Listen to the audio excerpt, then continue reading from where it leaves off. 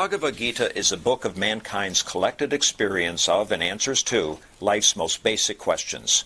Who I am, from where do I come, what is my purpose and destiny, and most practically, how do I find happiness? These podcasts originate in the lectures of Neil Bhatt, a disciple of Swami Chinmayananda. They are presented here in 20 to 30-minute segments, each covering 3 of the Gita's 701 verses. Welcome to Gita Wisdom for Daily Living. So we had been discussing chapter 3, Karma Yoga, Yoga of Action. So we have seen so far that Bhagavan laid out the path of Karma Yoga for us. Then he said, anyone who follows this path of mine, he will also get liberated from the bondage of actions. But then we also have seen that most of us find it very difficult to follow the path. The path is very simple. Bhagavan said, all you have to do is avoid expectations and attachment. Work in this world without any expectation and attachment. And work for the betterment of the society, the community, the cosmos. And then even if you don't have anything to gain out of it, work for the Loka Sangraha, to preserve the society. Where we find it difficult is the central tenet of this path, that avoid expectations and attachments. We think that's actually are the motivators for me to work in this world. I have expectation that I'll get something out of my actions, and I follow the path which I am attached to. The actions which I like, I want to follow those actions. So both are my motivators, and now Bhagavan is saying you should avoid them. To help us, Bhagavan said, well, understand where this attachment is coming from. The attachment is coming from your sense of doership, that I am the doer. So he said, know for sure that all actions are performed by the Prakriti. The Prakriti, which is all pervading, including your own self, all activities are happening in the Prakriti by the gunas. Guna guneshu vartantaha. The senses, when they contact the sense objects, that's where the activity starts.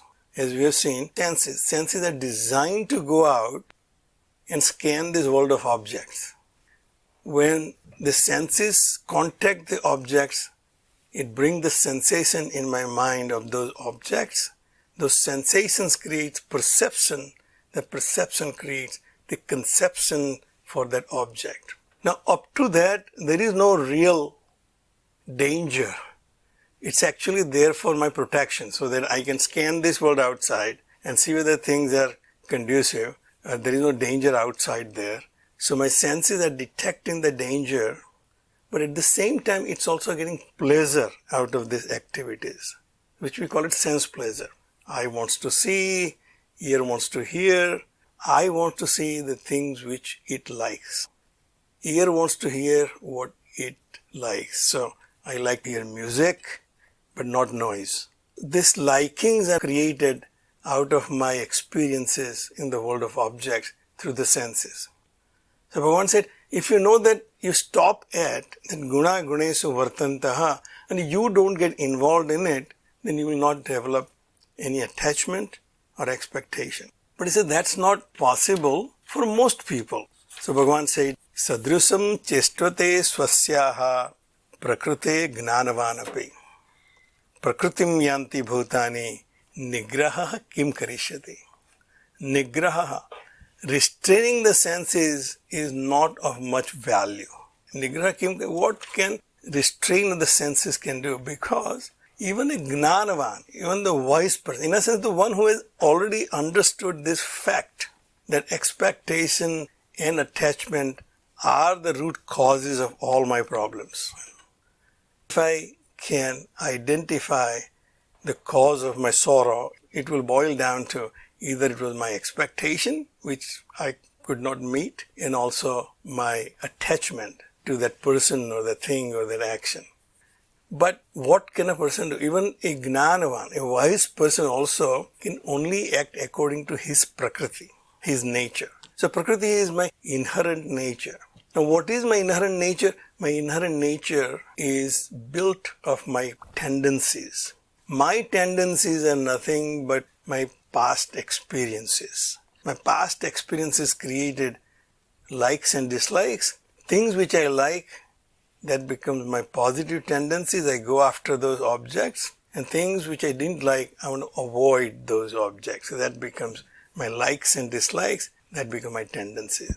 That is now my nature, and I'll follow that path. Prakritim yanti bhutani, all beings. So it's not that a Gnanvan has this problem or an Agnani has this problem. Bhagavan said, in this Prakriti, all beings act according to their own nature. This nature is that of which its internal instrument is made up of. It is the mind and intellect. In terms of animals, their instincts. Those are the driving factors for any being to act in this world. There is no reason for you to restrain the senses, because senses, when they are restrained, obviously will create actually more suffocation. So that's not the remedy. So the remedy is that understand where they come from. We analyze that all activities are taking place in the Prakriti, in the gunas only. I is not really involved. The self, the conscious, is not really involved. The gunas are reacting with each other.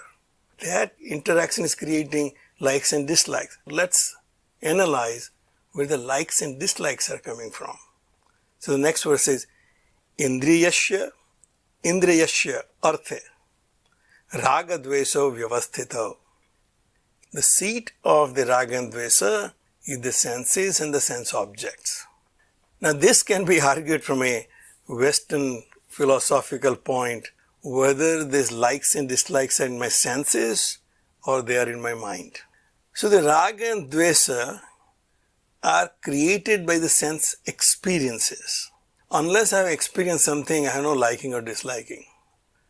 Before I first tasted Starbucks coffee, I didn't have any liking or disliking for Starbucks coffee. I was perfectly happy with 7-Eleven's coffee. It's only when the first time I tasted Starbucks coffee that my like or dislike started. Whether I liked the coffee, so next time there will be longing for having that experience again. Now that likes or dislikes also came from my past experience. So I compared my experience of Starbucks coffee with my experience of 7-Eleven's coffee. And then with that comparison, I came to the conclusion that this was more pleasurable. The Starbucks experience was a little better than the 7-Eleven coffee experience. This comparison gave me, say, we drop 7-Eleven coffee, let's focus on Starbucks coffee. So it actually came, even though it was determined by my intellect, from its memory bank. It has the experience for 7-Eleven's coffee. And when the new experience came, it compared it against the old experience and determined that this was more pleasurable. But the actual experience came through the senses. If I had not tested Starbucks coffee, there was no comparison. There was only one experience, 7-Eleven's coffee. But now I have two experiences, 7-Eleven's coffee and Starbucks coffee. Mind goes to the intellect and said, from your database, what do you think? He said, Starbucks is better. You're more pleasurable. So Bhagavan said that indriyasya, for all the organs and each one of them, the likes and dislikes are situated in them. Now that that experience is proved to be pleasurable, now this sense of my taste wants to experience that again and again. Same thing with sound. Once I hear Jagjit Singh's song, I like it better than somebody else's song. I want to hear Jagjit Singh more and more. And I want to avoid any noise. When I'm listening to music, don't make any noise. So, these likes and dislikes are in the sense pleasures. Senses get gratification of these experiences, and that becomes likes or pleasures. Senses get disturbed by the experiences, that becomes my dislike or repulsion. So I said this raga and dvesa, likes and dislikes, attraction and aversion are situated in senses. Tayoha na vasam agachet. Do not fall under the sway of these senses or the sense pleasures. Tauhi asya paripanthina. Those two, the likes and dislikes, are obstruction. They are adversaries in your path of evolution, in the path of your happiness. The paripanthina. In olden days, when those pilgrims were going from one place to another, there will be robbers on the way. They will put some obstruction. You have to slow down. Once you stop, they will come and rob you. The raga and dvesha are like that. You are seeking your happiness, your permanent happiness. You are trying to find out what will make me free of all these limitations of sorrows and unhappiness. And more you try to find them outside, there will be obstructions in your way in the form of the likes and dislikes. I like something, I dislike something, and now I'm avoiding half of the world and pursue other half of the world. Now you're not finding your happiness. These two are the highway robbers, likes and dislikes. Do not fall under the sway of these two. In other words, there is nothing wrong in experiencing anything, but creating a strong liking and disliking is the problem. Do not create likes and dislikes, but just experience it and leave it at that and move on to the next one. Whatever the next experience is, accept it as freely. And then you will not be bound by this likes and dislikes. And then it says, Sreyan swadharmo vigunaha paradharma swanushthitat swadharme nidanam shreyaha paradharmo bhayavaha. This is another landmark verse in Bhagavad Gita. You can take it very positively for your own development, or you can take it negatively. And the Bhagavan said, stay within your dharma. If you are a Brahmin, it basically says, Sreyan swadharmo vigunaha. If your own dharma, you find it of not great value. If I am a sweeper and my job is to sweep that building, then I don't find it anything that great about that job. Here the dharma probably literally means duties. The intention of this verse here is stick to your duties. Stick to the role which you have taken. You have come this far, and where you are today is actually a culmination of your journey. You became a doctor, you became an architect, you became a mother, you became a father. That's your station point right now. That station point has given you certain duties. To act as a father, I have duties. Act as an architect, I have duties. Act as a husband, I have duties. Whatever the role I have taken, they come with their duties. Now, I may not find them very attractive right now. Architecture is not really a good business. I could have been a businessman. So my swadharma actually is to design buildings and make sure that they are helpful to the people who are using them. It creates a nice working environment, a nice living environment. That's my job as swadharma as an architect. But after working in that field for a long time, you figure out that the developers are making a lot more money than I am. Same thing, I do all the work and they make all the money. Why don't I become a developer also? So most architects like me, they do try out. Once in a while, they say, let's try to become a developer and architect. Most of us have lost our shirts in doing so because we are not really trained. We didn't know how to get the loans from the banks, what was the right way to do it, how to get the money out of whatever the project you have created, and in the end, you're a failure. So what do? Is you go back, continue practicing architecture. You joke in architecture, if an architect hits a jackpot, what will he do? He will continue practicing architecture till all money runs out. Another one said, how does an architect make $1 million? He starts out with 2 million.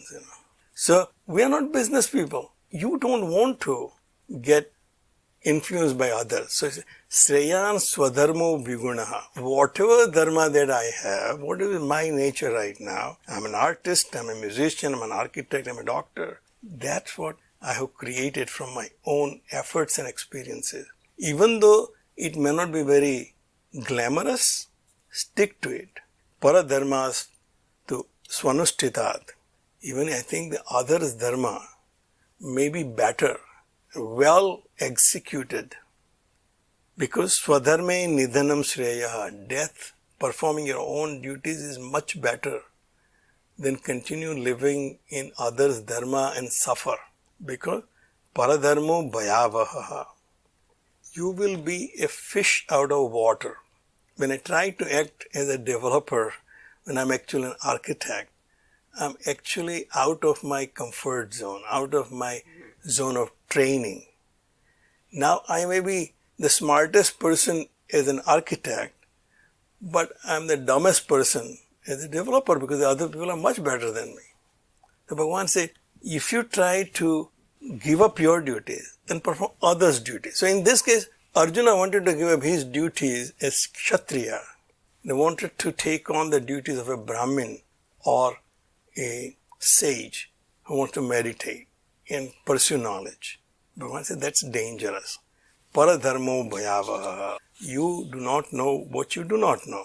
So Arjuna understood, but let's make sure that I understood correctly. So Arjuna asked question, Arjuna vacha, atha kena prayukto ayam papam charati purusha anichan api varsneya balat even niyojitaha. So it seems like that I'm doing things which are not appropriate because I want to do them. It looks like some kind of a force which is forcing me to do things which are inappropriate. Arey yaar, aapne kya kar diya? What have you done? He said, I don't know why I did it. That's very common dialogue over here. So Arjuna says, Atha kena prayukto. What is it that propels people to do sinful acts? Anichchanapi. Most of the time, it's not done with a clear goal or a motive. Without ichcha, without any desire to commit sin, O Varsneya, a scion of a Vrishnik clan. So you can see Arjuna is addressing Krishna more as a friend. O Varsneya, can you tell me what is that force which is controlling? This force is like niyojitaha. It's not that I have any choice. It's like I am controlled by. It's like I'm possessed by some force. That force is impelling me or propelling me to do something which I'll find out that it's not really good. If you go and ask anyone who is incarcerated and say, why did you do this? They say, oh, I didn't want to do it, but my circumstances forced me to do it. When you analyze, at core of their heart, they're all good people. They are just not realizing why they are doing what they are doing. So Arjuna wants to know why. And we will stop right here. If you find this podcast helpful, please support it by donating any amount by going to the episode's website at neilbhatt.podbean.com or at chinmayarichmond.org. Thank you. Om Sarve Bhavantu Sukhina Sarve Santu Niramayaha Sarve Bhadrani Pashyantu Ma Kaschid Dukkha Bhag Bhavet. Om Shantihi Shantihi Shantihi. Harihi Om. Shri Gurubhyo Namaha. Harihi Om.